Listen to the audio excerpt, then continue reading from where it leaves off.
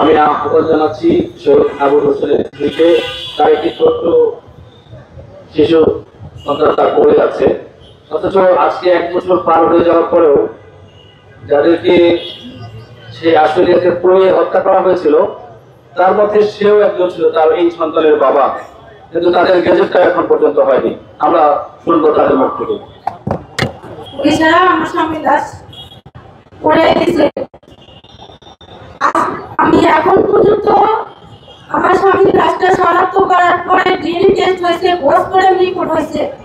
আমারে বলা হয়েছে যে ডিএনএ টেস্ট ম্যাচ করলে আমার স্বামীর লাশটা আমাকে দিয়ে দিবে, কিন্তু এখন পর্যন্ত আজকে 1 বছর পার হয়ে গেল, 1 বছর 10 দিন হয়ে গেল, কিন্তু এখন পর্যন্ত আমার স্বামীর লাশটা আমি আমার নিজ এলাকায় নিয়ে দাফন করতে পারতেছি না।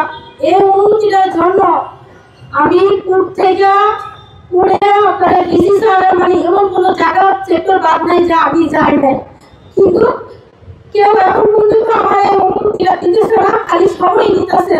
সময় নিতে চাই যে 1 বছর পার হয়ে গেল, আমার স্বামী লাশটুকু আমি এখন পর্যন্ত নিজ বাড়িতে নিয়ে যেতে পারি না। এর জন্য ছোট বাচ্চারা নিয়ে দীর্ঘ 1 বছর ধরে এই দৌড়াদৌড়ি করতেছি, আমার বাচ্চারা এখন হাঁটতে পারে না, আমার কুলে থাকতে দেখতে।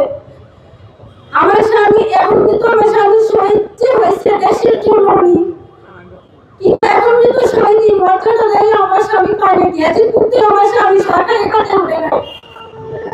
আমি কোনো আমার 2টা ছেলে, একটা ছেলের বয়স 11 বছর, চলে গেছে 1.5 বছর,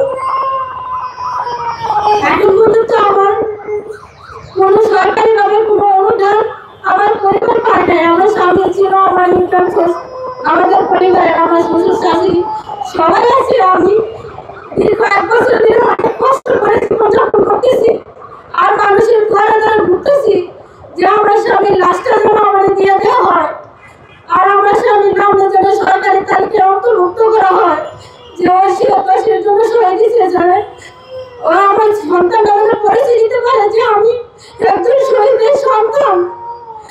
আমি আমার স্বামীর লাশটা দাফন করতে চাইছি। আমার বাচ্চারা আমার জিজ্ঞেস করে আমার বলেছিল যে মা তুমি বাবারে কবে আমরা সবার বাবাকে দেখি, কিন্তু আমার বাবার দেখি না, আমার বাবার কিছু না, আমার বাবা তুমি দেশে আনো না কেন, কিন্তু আমি আমার সন্তানকে এখন পর্যন্ত কোনো উত্তর দিতে পারি না, কারণ আমি বিভিন্ন জায়গায় ধরে ব্যর্থ হচ্ছে।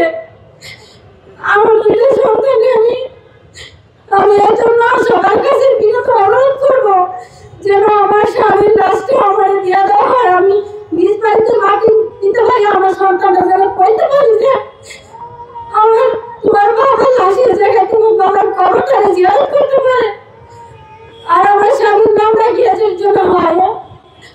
আমি এখন পর্যন্ত সরকারি কোনো অনুদান পাই।